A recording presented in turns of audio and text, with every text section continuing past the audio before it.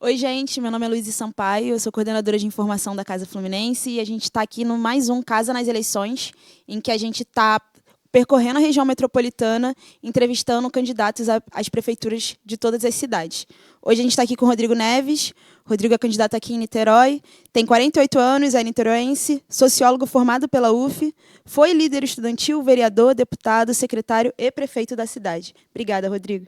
Obrigado, Luiz. É um prazer estar com vocês aqui da Casa Fluminense, que eu admiro muito o trabalho e torço muito por esse trabalho, sobretudo na região metropolitana do Rio de Janeiro. Sim, para explicar como a gente vai fazer aqui hoje, a Casa acabou de lançar a Agenda Rio 2030 com 10 prioritárias para cidades 2030, né? Então, a gente vai percorrer pelos 10 temas. E a ideia são... Vamos ter um tempo de resposta de 3 minutos para cada uma dessas perguntas. Vamos trazer aqui alguns dados voltados para Niterói, que fazem parte de um estudo da Casa que se chama Mapa das Desigualdades. E, para a gente começar, eu queria que a gente falasse um pouco sobre o tema de justiça racial, antes da gente entrar nas prioritárias, né? Niterói é a cidade da região metropolitana com a menor porcentagem de pessoas negras, mas tem índices muito altos de mortes de pessoas negras por agentes do Estado. Queria que você começasse tratando um pouco sobre como o seu plano de governo vai lidar com a questão da injustiça racial aqui em Niterói. Olha, Luiz, Niterói, como toda cidade, infelizmente, do Brasil, é uma cidade que ainda tem desigualdades. Agora, como resultado da opção da sociedade de Niterói, ao longo dos últimos anos, Niterói teve governos com uma visão inclusiva, democrática, e não é à toa que, no meu governo, Niterói foi a primeira cidade do Rio de Janeiro a criar um Estatuto Municipal da Igualdade Racial. Nenhuma outra cidade do Rio tem um estatuto, que é um conjunto de leis, né, de direitos, de diretrizes para a promoção da igualdade racial. Né? Nós criamos uma coordenadoria para a promoção da igualdade racial. Niterói criou as cotas, né, de acesso ao serviço público para negros e negras, e temos um conjunto de estratégias para reduzir essas assimetrias, essas desigualdades. Como você disse, Niterói tem uma proporção menor de negros e negras no conjunto da população, mas há uma grande quantidade de pessoas que constrói essa cidade, né? A população negra em Niterói participou da construção ativa da cidade, né? A cidade tem uma presença forte dos imigrantes portugueses, imigrantes ingleses, mas em Niterói nós temos um bairro chamado Cubango, que é um bairro, né, que tem esse nome em função de uma região de Angola, e uma das minhas ideias, inclusive, é, em 2026, fazer um encontro internacional com a África, em Niterói, e esse encontro vai, na verdade, articular, integrar e consolidar esse conjunto de ações que nós estamos estabelecendo. Em relação à questão das mortes por causas violentas da população negra, Niterói fez o Pacto Niterói contra a Violência, que é um exemplo hoje para o Brasil de prevenção à violência urbana, integrando várias ações de policiamento, inteligência, mas, ao mesmo tempo, programas de prevenção social. Nós entramos nos territórios mais conflagrados com mediação de conflitos, com educação socioemocional e, sobretudo, uma quantidade grande de programas com foco na juventude negra e periférica das nossas comunidades, do Jovem Ecossocial, que é um programa muito bacana, que oferece a possibilidade de profissionalização, né, e de protagonismo comunitário para a juventude nas comunidades e favelas. O Aprendiz Musical, que é o maior programa de iniciação musical do Brasil, com mais de 10 mil jovens, né, em sua maioria negros e negras, das comunidades dentro das escolas, aprendendo música clássica, música popular. E eu sempre digo, né, uma criança que coloca um instrumento musical na mão, tem acesso à educação em horário integral, certamente vai ter melhores chances. Certo. Agora, para a gente começar as prioritárias, a nossa primeira prioritária da Agenda Rio é a tarifa zero. A gente já tem aqui no Brasil mais de 100 cidades que aderiram a essa política. E aqui no Leste Fluminense temos exemplos em cidades vizinhas, como Itaboraí e Maricá, cada um com as suas particularidades, mas já estão implementando a tarifa zero. Eu queria entender se essa medida, né, o transporte, que é esse direito que dá acesso a outros direitos, se vai ser uma medida do seu plano de governo, caso seja eleito, e de que forma a gente poderia implementar isso olhando para as características de Niterói, né? para as potencialidades e desafios do transporte em Niterói? Olha, Luiz, essa questão é uma questão central, né? Agora o Brasil tem, no meio urbano brasileiro, outros desafios que também precisam ser enfrentados. Nós temos cidades que têm tarifa zero, mas não têm 10% do esgoto tratado. Esse é um problema grave, né? É um problema do século XIX. Né? A gente tem um problema seríssimo de contenção de encostas em favelas. Todas as chuvas do Rio de Janeiro, a gente tem mortes na região metropolitana por deslizamento de terra. Então, evidentemente, que a questão do transporte tem que ser prioridade. Agora, tem que ser prioridade dentro de uma estratégia nacional, estadual, em parceria com as cidades, para garantir maior acessibilidade, maior conforto. Niterói é a única cidade da região metropolitana que obrigou as concessionárias do transporte a climatizar toda a sua frota. Nós temos 100% da frota de Niterói climatizada, e isso é fundamental, sobretudo no Rio de Janeiro, que o calor é insuportável, e no verão a população da Baixada e de outras cidades da região metropolitana sofrem com a precariedade do transporte. Niterói tem um sistema com todos os seus desafios e problemas, que é o melhor da região metropolitana, e no nosso programa a gente contempla a redução da tarifa, não é? Isso é um tema muito importante. Agora, a tarifa zero, para a gente ser sério e consequente, tem que ser uma política nacional, não é, do governo federal, com os governos estaduais e com os governos municipais. Para você ter uma ideia, se nós tivéssemos que implantar a tarifa zero em Niterói, nós teríamos que gastar o mesmo praticamente que a gente investe em educação, né? E a gente sabe que os recursos dos royalties de petróleo são recursos finitos. Então, fazer políticas com os recursos dos royalties de petróleo, que daqui a 5, 6, 7 anos vão diminuir, né, e com a transição energética vão até acabar, me parece que não é o melhor caminho. Então, é importante reduzir tarifa, é importante construir políticas de mobilidade sustentável, como nós estamos fazendo em Niterói. Quando eu assumi, nós tínhamos 0 quilômetros de ciclovia, nós estamos chegando a 100 quilômetros de ciclovia, e a minha meta é chegar a 160 quilômetros de ciclovias e levar um programa de bicicletas compartilhadas gratuitas para todas as regiões da cidade, e iniciarmos a implantação de um VLT em Niterói e reduzir a tarifa do transporte. Agora, o grande problema de Niterói é a ligação com o Rio de Janeiro. Eu falei muito isso quando fui candidato a governador. Isso também seria muito importante para Itaboraí, São Gonçalo e para Maricá, que é a linha 3. Certo. Você falou muito sobre como as políticas públicas também estão interconectadas, né? Então, para a gente falar de transporte, a gente fala de habitação, a gente fala de outros temas. E aí, pensando um pouco sobre a Secretaria do Clima, né? Que é uma política que já existe aqui em Niterói, acho que dos desafios é ter um programa maior de desincentivo aos carros, né? Então, a gente está falando de transporte, mas está falando de clima. A gente tem um dado aqui do mapa que mostra que, para cada 2 pessoas, a gente tem um veículo em Niterói. Quais são os próximos passos que você acredita que devem ser prioridade para a gente tratar do clima aqui em Niterói? Olha, essa é uma questão prioritária para a sociedade de Niterói, né? Niterói quer ser um modelo de cidade democrática, inovadora, inclusiva e sustentável. E enfrentar as mudanças climáticas é um desafio que, desde o meu primeiro mandato, em 2013, nós estabelecemos como prioridade. Niterói sofreu uma das maiores tragédias climáticas da história do Brasil, que foi a tragédia do Bumba, que não foi só o Bumba, né? Nós tivemos um fenômeno climático atípico em abril de 2010. Todos os morros da cidade derreteram. Infelizmente, nós perdemos mais de 250 pessoas que perderam sua vida naquela tragédia. Eu perdi muitos amigos de movimentos populares de Niterói que eu convivia durante muitos anos. Nós tivemos mais de 8.000 desabrigados, e quando eu assumi, 3 anos depois, a cidade estava com seu orgulho ferido e profundamente desorganizada do ponto de vista da gestão por conta daquela tragédia. Então, nós priorizamos, né, um plano de resiliência e fizemos um investimento, para você ter uma ideia, de mais de R$ 1 bilhão em infraestrutura de contenção de encostas. Foi o maior investimento de uma cidade no Brasil em contenção de encostas. Nenhuma, para você ter uma ideia, a gente investiu mais do que o PAC investe no Brasil todo em Niterói em contenção de encostas.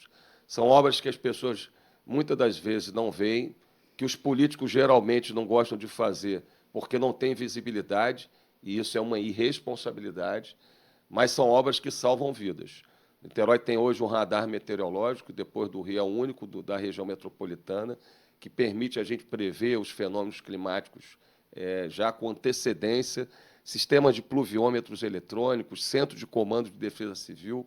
Hoje, a nossa defesa civil é a melhor defesa civil do Estado do Rio, tem ajudado, inclusive, estados e cidades como o Rio Grande do Sul em eventos climáticos, e demos passos também importantes na questão de sermos uma cidade neutra em carbono, né? Niterói é a cidade em região metropolitana do Brasil que tem a maior proporção do seu território como área de proteção ambiental. Nós estamos chegando a quase 60% do território como área verde de proteção ambiental, isso é extraordinário. Nós estamos com uma grande quantidade de programas de reflorestamento e de arborização urbana, e, como você disse, incentivo à bicicleta, o início do VLT, porque parceria com as empresas para reduzir a emissão dos gases do efeito estufa, porque nós, né, que temos a primeira Secretaria do Clima do Brasil, queremos ser cada vez mais um exemplo de cidade sustentável, mas também uma referência. Certo. E aí, voltando um pouco do que a gente falou na abertura sobre justiça racial, a gente entende que na agenda a gente fala muito sobre cidades seguras e falar de segurança pública a nível municipal, entendendo que a necessidade de ter espaços de preservação e também encontros de lazer na cidade, né? Em Niterói hoje existem 6 unidades de conservação oficiais, que entram os parques, enfim. São 50 a menos do que a gente tem na capital, por exemplo, né? E atualmente mais de 60% das obras públicas que vêm de recurso federal estão paralisadas aqui em Niterói. Como é que a gente, quando fala de segurança a nível municipal, a gente fala muito desses espaços de lazer, de ter pessoas na rua, né? Ter um espaço público ativo.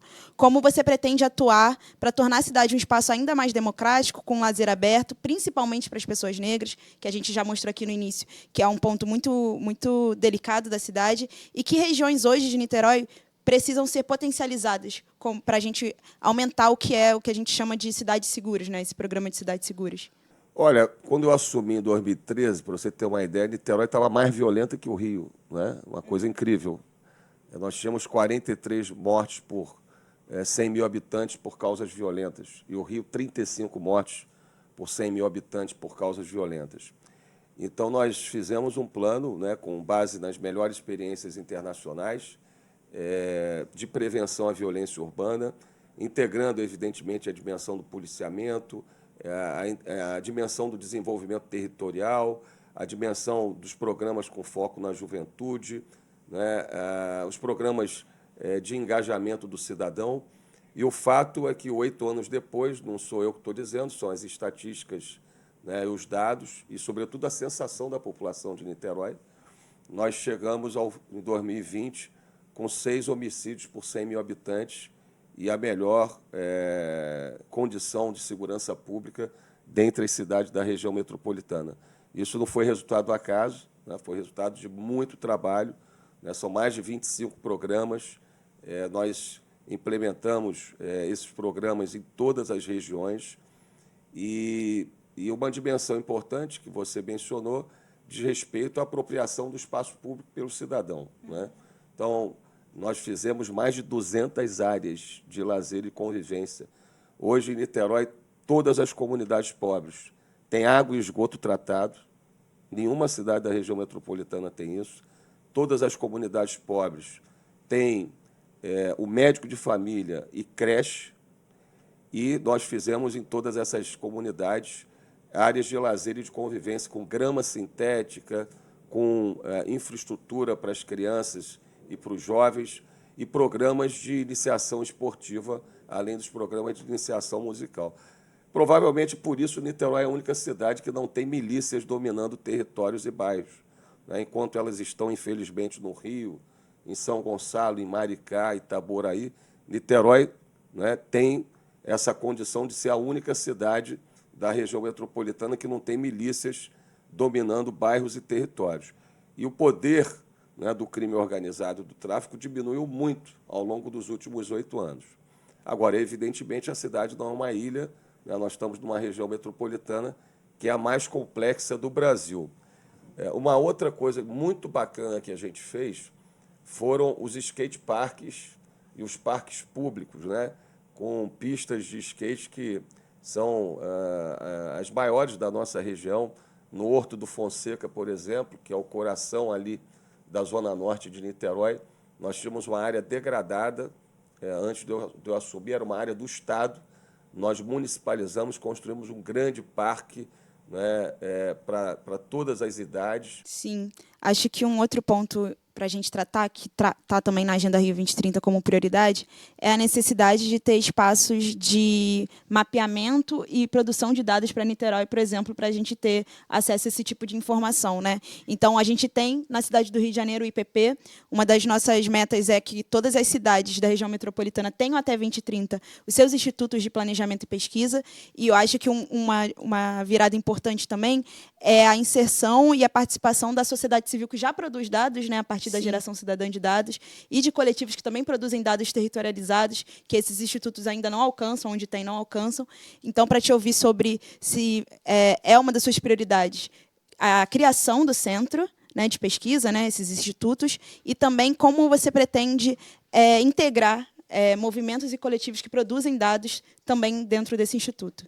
Luiz, essa é uma ideia muito bacana de vocês, muito importante, e que eu não tenho dúvida a gente precisa avançar em Niterói com a criação desse Instituto de Planejamento, e isso está no nosso radar como prioridade, né, no nosso plano de governo para os próximos 4 anos, né, estruturar um Instituto de Planejamento que seja capaz, né, de consolidar dados, produzir dados, né, orientar políticas públicas e, ao mesmo tempo, dialogar com a sociedade civil, né, com a própria Casa Fluminense, vocês e outras instituições, com a universidade. Nós temos em Niterói a maior universidade federal do Brasil em números de alunos, onde eu me formei, a Universidade Federal Fluminense, que é um patrimônio, né, do Brasil, do Rio, mas, sobretudo, de Niterói. Né? Nós apoiamos muito a UF com programas de pesquisa e desenvolvimento. Para você ter uma ideia, no meu governo, a gente fez o PDPA, que é um programa de pesquisa e desenvolvimento, integrando os departamentos da UF com o plano estratégico da cidade. E nós investimos em pesquisa na UF o que o CNPq investiu em todas as universidades federais do Brasil. Nós investimos 30 milhões de reais da Prefeitura em pesquisa e desenvolvimento nos departamentos da UF, exatamente no momento que o governo federal passado cortava recursos das universidades federais e dizia que a universidade era um local de balbúrdia. Você se lembra disso? E ali, naquele momento, eu decidi investir e nós fizemos esse programa que nós vamos ampliar no meu próximo governo, caso eu seja eleito. E o Instituto de Planejamento vai dar esse passo adiante, né? Nós criamos o Observatório Municipal de Segurança Pública, que é uma coisa muito importante, é uma ferramenta muito importante para fazer o diagnóstico e a elaboração das políticas públicas na área de segurança pública. Nós fizemos o SIGEL, que é um sistema de georreferenciamento, que ganhou prêmios internacionais por permitir a gente fazer um estudo do território, né? Hoje, para você ter uma ideia, todos os bueiros da cidade são mapeados exatamente onde estão, e a gente tem um conhecimento preciso do território a partir do sistema de geoinformações. Né? Nós fizemos um grande investimento nesse conceito também muito importante de uma cidade inteligente, né? que tem ferramentas, né, como o CISP na área da segurança, o Centro Inteligente de Semáforos na área de trânsito, né, o Centro Operacional da Defesa Civil, né, o Sistema Integrado de Informações do Orçamento Público. Não é à toa que Niterói evoluiu no ranking. Hoje é a 4ª cidade no ranking do urbano. Um outro tema que a gente traz na Agenda Rio como prioridade é o sistema de cultura e memória. A gente falou aqui da importância de Niterói avançar na justiça racial, mas Niterói também é uma terra indígena. Como é que a gente consegue também ter espaços de preservação e salvaguarda dessa memória? E quais são os espaços, territórios e grupos, né, que você pretende usar ali nesse momento como um espaço estratégico para manter e salvaguardar essa cultura e a memória de Niterói? É muito importante você falar sobre isso, porque eu comentei sobre o bairro do Cubango, né? Aliás, é o bairro onde eu sempre tive a maior proporção de votos na cidade, né? Em algumas eleições, com quase 80% dos votos no bairro do Cubango. E eu tenho um profundo compromisso com a causa do combate ao racismo, com a promoção da igualdade racial, e é fundamental que a gente fortaleça, apoie cada vez mais o movimento negro, das mulheres negras e da igualdade racial na cidade. Eu quero fazer esse encontro em 2026 com a África para trazer toda a contribuição do povo negro à formação cultural e social do Brasil, mas também de Niterói. E eu quero deixar como um legado um centro de referência, inclusive do estudo do DNA, né, para que as pessoas possam saber e conhecer exatamente de onde vieram, a sua ancestralidade, porque isso acontece com os portugueses, que sabem de onde vieram, qual região de Portugal vieram, mas a população negra não sabe. Então, eu quero fazer isso, né, como uma contribuição, né, ao resgate da memória e da contribuição da população negra na formação de Niterói. E, como você citou muito bem, né, a população indígena, né, Niterói tem uma formação forte com a contribuição indígena. Inclusive, tem vários bairros que são chamados exatamente com a própria cidade, né, Niterói, que é um nome indígena que se refere às enseadas da cidade, que Niterói guardou essas características, né, de enseadas, diferente da frente marítima do Rio, que é uma linha reta, né? Niterói quer dizer água escondida. Então, nós temos Itacoatiara, Piratininga, Itaipu, enfim. Nós temos que preservar e resgatar essa memória, né? É a única cidade do Brasil que foi fundada por um indígena, né? O Araribóia, que, aliás, foi fundamental para a criação do Rio de Janeiro, né? Em 1565, né? O Araribóia liderou as lutas contra os franceses na Baía de Guanabara e ganhou Niterói como prêmio, né? E em 1573, depois de garantir, né, lá, o Rio, veio para cá, né? Então, nós temos que inserir cada vez mais no currículo da rede municipal de educação toda essa formação da cidade e preservar nossos sambaquis, preservar nossas áreas e regiões que tiveram essa ocupação indígena. Sim. Agora, para a gente tratar um pouco, voltar a alguns dados da casa, a gente, quando olha para dois perfis, principalmente, que são as mulheres negras representam hoje 66% das mulheres em pobreza ou extrema pobreza em Niterói. E tem outro problema crônico que tem uma correlação com isso, que são as vagas de creche, né? Isso é um problema crônico de várias cidades da região metropolitana, é um problema histórico também, então a gente tem hoje menos de 30% das crianças de até 3 anos matriculadas em creche, e além dos problemas específicos disso, isso gera um ciclo de sobrecarga para essas mulheres, principalmente para as mulheres negras. Há 2 semanas, BH implementou a política municipal do cuidado. A nível estadual, a gente está agora, vamos lançar o Plano Nacional do Cuidado. Eu queria entender um pouco da sua linha agora do plano de governo, como você pretende implementar isso também em Niterói, entendendo agora que vamos ter uma diretriz federal, e quais são os serviços prioritários para tratar disso também aqui em Niterói.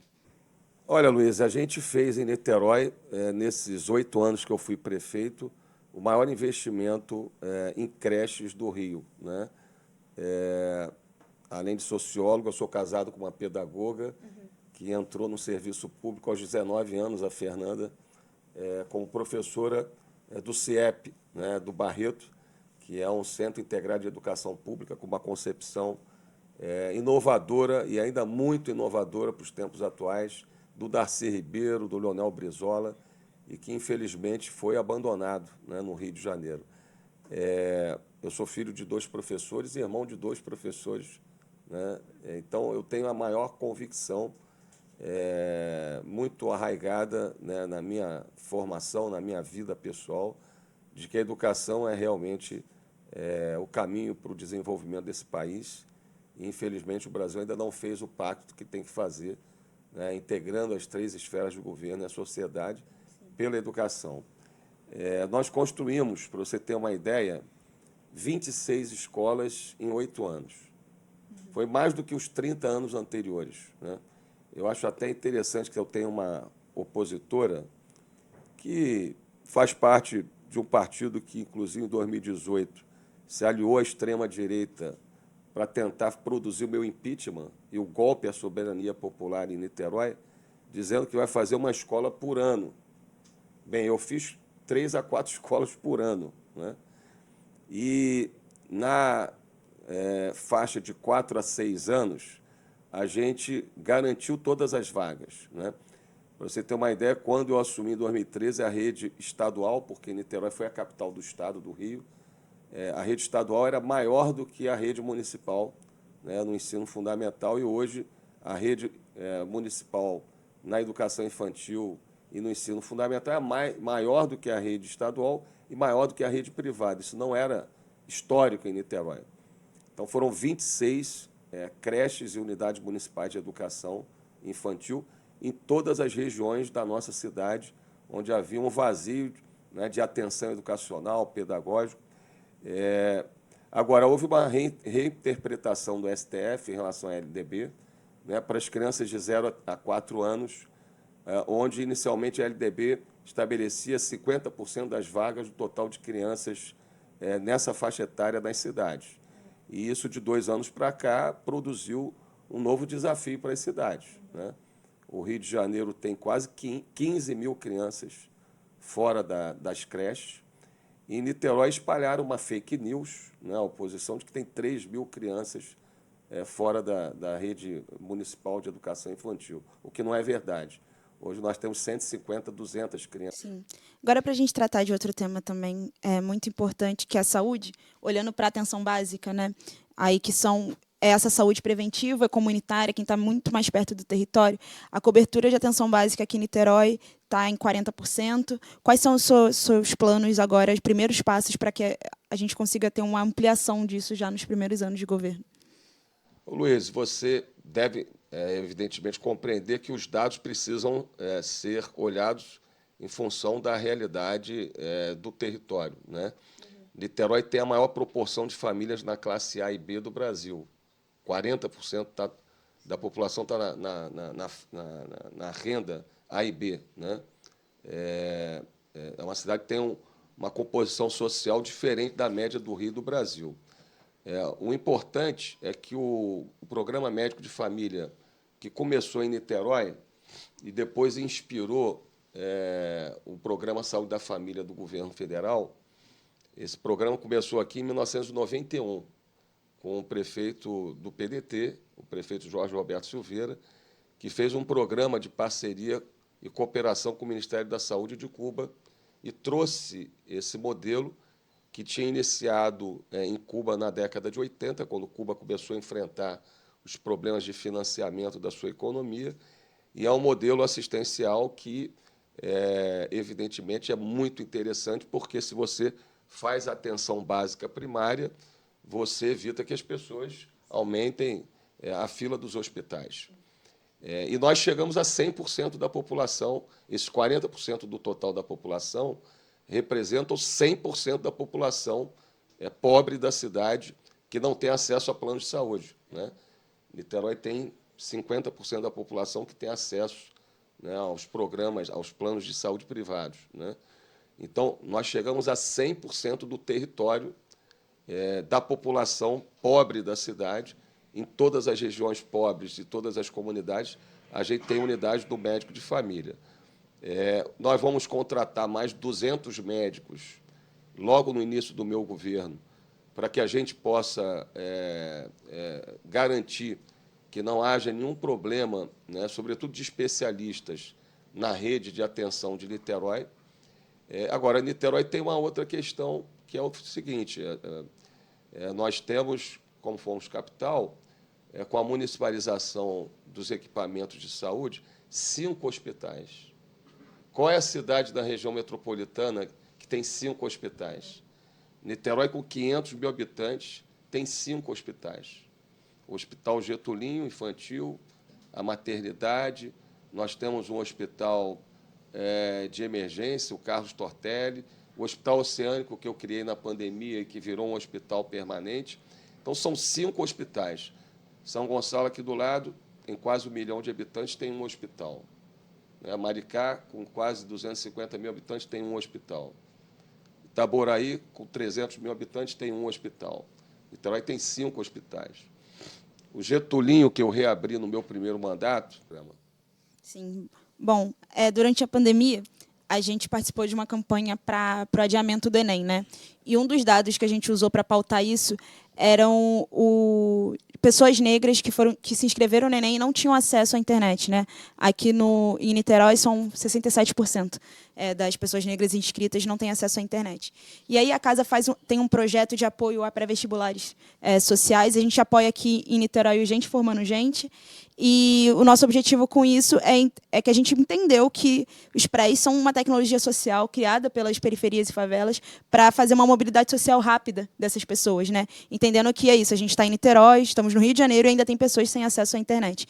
E aí, para te ouvir um pouco sobre como você enxerga essa tecnologia social, como você enxerga e pretende fomentar ou incentivar ou até mesmo implementar dentro do seu plano de governo, olhando para a educação, os pré-vestibulares. Olha, vocês até citam na publicação de vocês o Aprova Jovem, né, que é um programa que a Prefeitura de Niterói criou, né, de um pré-vestibular público para a juventude que não tem acesso aos programas privados, né? E a gente precisa ampliar, a gente precisa fortalecer. Eu não tenho dúvida que nós precisamos avançar e melhorar nessa área. E a gente precisa garantir que todo jovem possa ter oportunidade de acessar a universidade, todo jovem que quiser acessar a universidade possa ter, através do apoio da Prefeitura, em programas como a Prova Jovem, o acesso para fazer a disputa do Enem e ter condição de chegar à universidade. Eu acho que a gente teve um grande avanço nos últimos anos com as cotas no Brasil, né, no Enem. Entretanto, a gente precisa avançar cada vez mais e ter uma universidade que reflita, né, a diversidade, a pluralidade da sociedade brasileira. E, ao mesmo tempo, porque a gente sabe que a educação, né, e o acesso ao ensino superior uma forma muito sustentável de reduzir a pobreza, né? Os programas sociais de renda básica são fundamentais, entretanto, a gente sabe que a superação sustentável da desigualdade, né, e a possibilidade do Brasil alçar ao patamar de um país desenvolvido, como outros países, né, como a Coreia, como a Austrália e tantos outros países fizeram em 30, 40 anos, é esse investimento em educação. Então, o Aprova Jovem é uma experiência positiva de Niterói, mas a gente precisa fortalecer, ampliar, e o meu objetivo é fazer isso.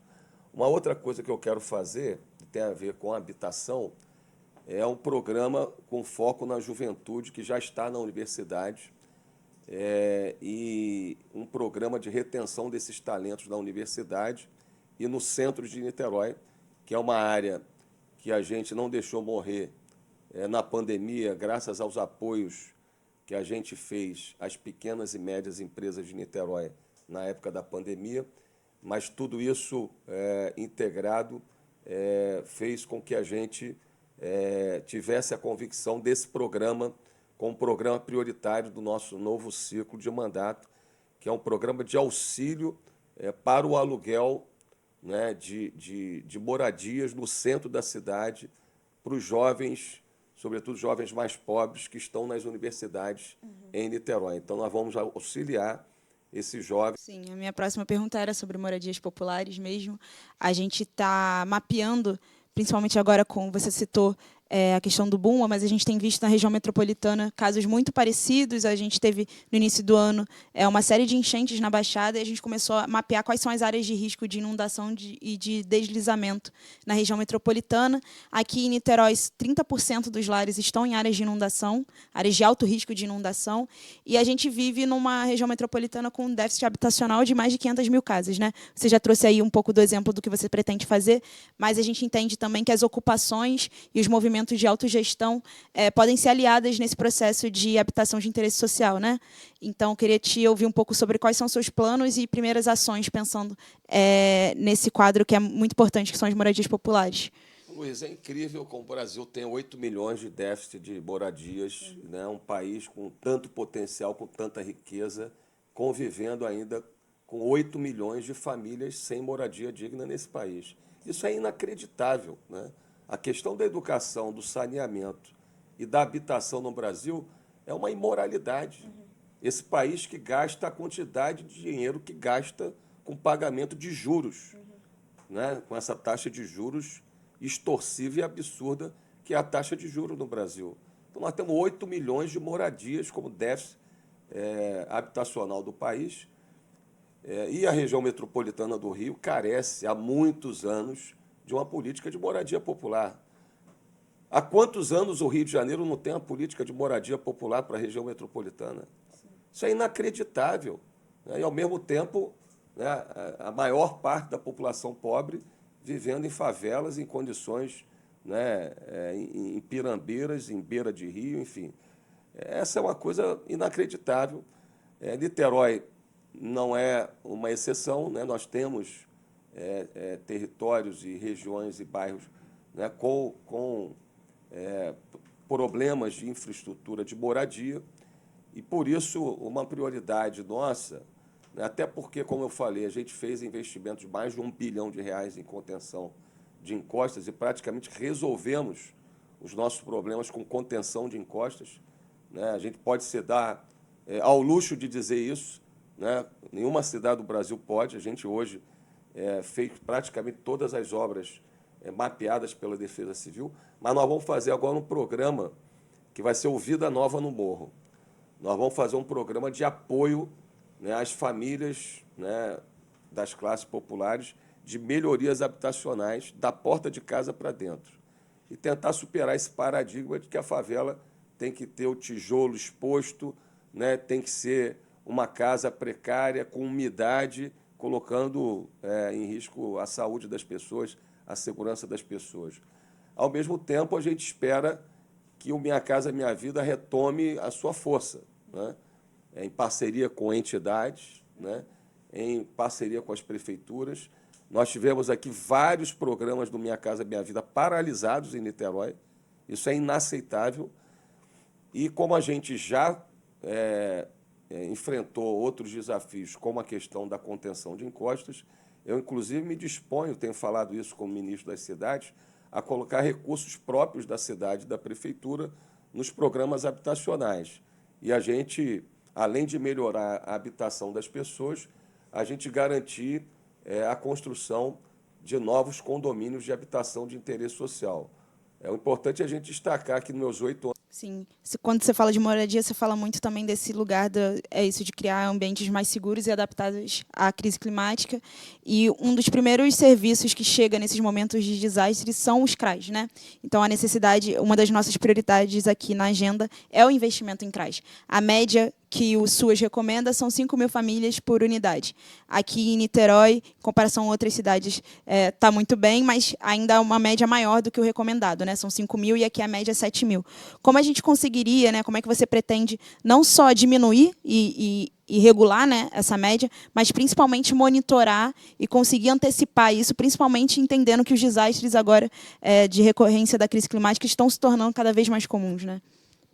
Eu não tenho dúvida que a gente tem que ter uma rede de proteção estruturada, né? O SUAS foi um avanço muito importante, né? O Sistema Único de Assistência Social, né, com essa lógica do território, né, que eu acredito é muito importante ser desenvolvida no âmbito das administrações municipais, né, integrando, né, as pessoas, né, e os núcleos familiares a partir, né, do território, né, reforçando o sentimento de pertencimento das pessoas com as suas comunidades, né, com os seus bairros.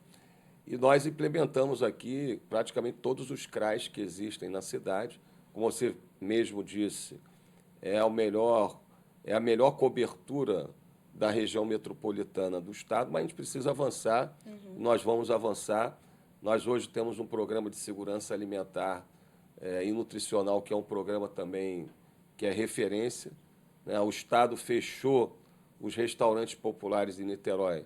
Eu municipalizei e reabri os restaurantes populares. Inclusive, vou almoçar daqui a pouco em um deles.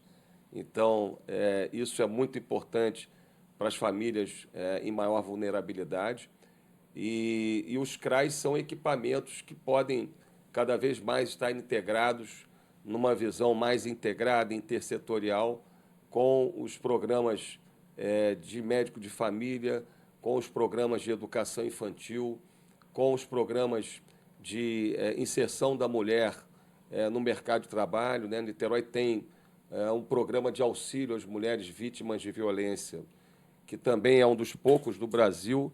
Niterói tem também um programa da Sala Lilás, em parceria com a Polícia Civil, que é um programa importante de apoio às mulheres vítimas de violência. E, com isso, você vai construindo uma cidade que seja uma cidade melhor para todos, uma cidade que garanta os direitos de cidadania a todos, uma cidade melhor para viver e ser feliz. Eu acho que esse é o nosso grande objetivo com Niterói, sabe, Luiz? Não foi fácil chegar aqui. Tem um monte de engenheiro de obra pronta, tem um monte de gente que fala que é fácil, mas quando governa é uma tragédia, né? Com todo respeito ao que aconteceu em Itaocara, mas foi uma tragédia, né? O que está acontecendo também em Belém, infelizmente, é uma tragédia. O pensamento progressista é muito positivo, muito importante, mas a gente também tem que se preparar para governar, né? Porque a coisa mais trágica que pode acontecer para o pensamento progressista, sobretudo nessa quadra histórica tão difícil. Além de trazer 10 prioridades para as cidades 2030, a Agenda Rio também traz prioridades locais. E agora a gente vai ouvir qual é a prioridade de Niterói. Bom dia, candidato Rodrigo.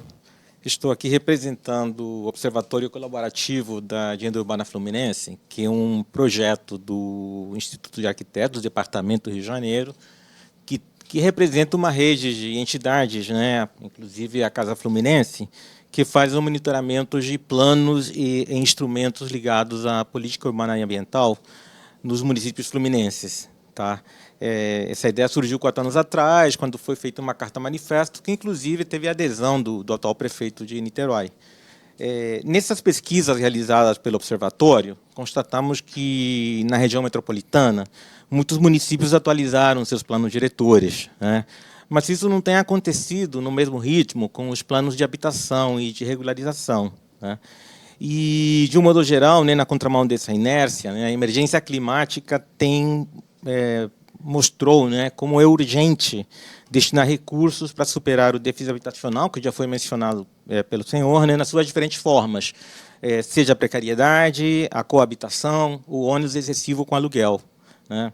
O plano diretor de Niterói, de 2019, né, aprovado no final da sua gestão, ele tem um capítulo, né, chamado da política de promoção da habitação digna, né?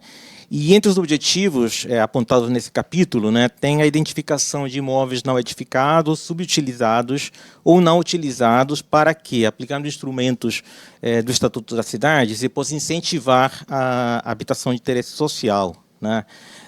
Em vários municípios, mesmo quando esse tipo de dispositivo é incluído nos planos diretores, né, os municípios, né, têm avançado pouco na direção de uma gestão da valorização da terra, através de instrumentos como a outorga onerosa, né, para fazer uma gestão com viés social. Então, a pergunta como o senhor pretende, nos próximos anos, disponibilizar terra e recursos para ampliar a oferta de habitação de interesse social e reduzir o déficit habitacional na cidade, nas suas diferentes dimensões e sem depender exclusivamente de aporte de recursos federais, como acontece em muitos municípios, o que leva à interrupção de programas quando esse aporte não chega? Olha, Valverde, a sua pergunta é muito boa, porque nós tivemos o plano diretor em 2019 e agora a lei do uso e ocupação do solo, que foi aprovada agora, ela prevê a outorga onerosa exatamente para que a gente possa fazer os investimentos através da outorga onerosa em infraestrutura e em habitação de interesse social. No meu governo, durante os 8 anos, nós estruturamos o Fundo de Habitação e Interesse Social, que não era em Niterói investido, e antes de minha gestão esse fundo de habitação de interesse social ele simplesmente não existia, não funcionava. E nós investimos muito. Esses programas em parceria com Minha Casa Minha Vida só foram possíveis porque a prefeitura viabilizou as obras de infraestrutura, de contenção, né, até aquisição de terrenos, sobretudo para a faixa de 0 a 3 anos. Então, esse programa tem que ser, evidentemente, uma prioridade, e Niterói, eu acredito, tem tudo para avançar cada vez mais, até porque, como eu disse, como nós investimos muito em resiliência, em obras de contenção de encostas, foram mais de R$ 1 bilhão em obras de contenção de encostas, nesse momento, o orçamento vai ter, inclusive, maior condição de viabilizar recursos suplementares, né, ampliando os investimentos que nós já fazemos.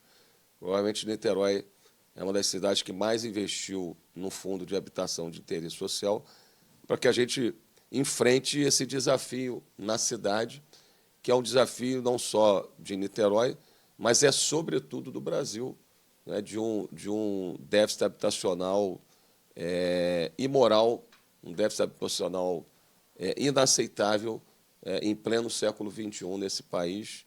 8 milhões de moradias é o nosso déficit habitacional do Brasil. Então, eu acredito que a gente tem tudo para ter uma Niterói mais acessível, com habitações dignas. O programa Vida Nova no Morro, que nós vamos fazer a versão para o século XXI, daquilo que foi desenvolvido na década de 90 por um grande urbanista, amigo seu, João Sampaio, né, que foi o precursor daquele projeto inicial também do Favela Bairro, no Rio de Janeiro.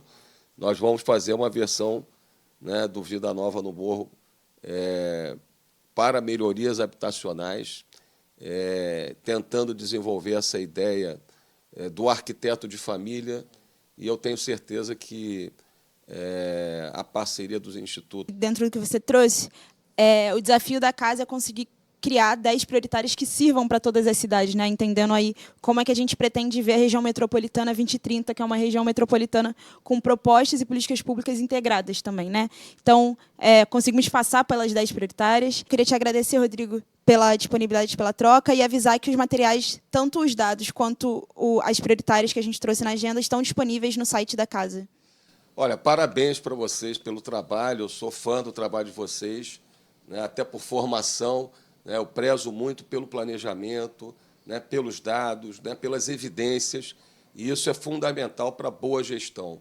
A boa gestão não se faz só com palavra de ordem, a boa gestão não se faz com improviso, né? A boa gestão é resultado, como eu disse, dessa disposição de escutar a sociedade, mas, ao mesmo tempo, da qualidade dos dados que se produz, né, da qualidade das equipes, das coalizões que você vai construindo. E eu estou muito animado para governar Niterói, até porque o prefeito Axel, que é um camarada sério, íntegro, vai deixar a prefeitura em janeiro de 2025 numa condição como eu deixei a prefeitura em 2020, né, com as contas públicas organizadas. Niterói é a única cidade de médio porte do Brasil com um fundo de estabilização de longo prazo. Em 2018, né, as pessoas falam de royalties em Niterói, Mas boa parte das conquistas que nós promovemos em Niterói foi resultado da gestão e do planejamento que a gente fez. Os royalties em Niterói só começaram realmente a aumentar na metade do meu segundo mandato, em 2018. E aí nós fizemos esse fundo de estabilização fiscal de longo prazo. Nenhuma cidade do Brasil de médio porte tem 1 bilhão e 500 milhões de reais em caixa. Niterói tem 1 bilhão e 500 milhões de reais nesse fundo. E, na pandemia, a gente usou esse fundo para apoiar a renda básica e para apoiar as pequenas e médias empresas. Infelizmente, não foi isso que aconteceu no Estado do Rio, onde os governadores gastaram os royalties atuais, gastaram os recursos de venda da SEDAI, e alguns até venderam os royalties futuros. E aí, quando houve uma frustração no mercado internacional do petróleo, né, e a redução das receitas dos royalties, o Estado do Rio quebrou, né, deixou de pagar policial, professor. Então, Niterói tem uma condição fiscal muito responsável. Nós somos a primeira cidade em gestão fiscal no ranking da Firjan. E eu estou muito animado porque a gente tem tudo para fazer de Niterói a melhor cidade para viver e ser feliz do Brasil. Então, eu estou bastante animado, enfrentando uma eleição e um debate democrático, mas eu tenho certeza que, mais uma vez, a população de Niterói, que confia num trabalho que nós realizamos, vai ter o voto esclarecido, né? Os extremismos se juntaram em 2018 para tentar derrubar o governo democraticamente eleito, né? É importante lembrar que o pessoal de Niterói se juntou à extrema-direita de Niterói e entraram com um pedido de impeachment para derrubar o governo de Niterói em 2018. E todos sabiam o que estava por trás daquilo. E o pessoal de Niterói entrou com um pedido de impeachment contra o nosso governo, sabendo que por trás daquilo ali estava a barbárie, o terror do fascismo. E eu nunca fui ouvido naquele caso infame do sequestro que eu sofri no dia 10 de dezembro de 2018. Depois, em todas as instâncias, aquela decisão tomada por um juiz, e aí, quem quer conhecer melhor a história, leia o livro O Golpe Derrotado, todas as instâncias colegiadas, por 3-0 no Tribunal de Justiça, por 5-0 no STJ, declararam a minha inocência por absoluta falta mínima de elementos para fazer aquela safadeza que fizeram comigo. E, infelizmente, a extrema-esquerda esteve unida com a extrema-direita para derrotar a democracia em 2018. Então, Niterói, eu acho que vai dar mais uma demonstração de consciência cidadã em defesa da democracia, da boa gestão e de uma cidade e de uma sociedade inclusiva e sustentável para as atuais e futuras gerações. Tá certo. Obrigada, Rodrigo. E a gente se vê no próximo Casa nas Eleições.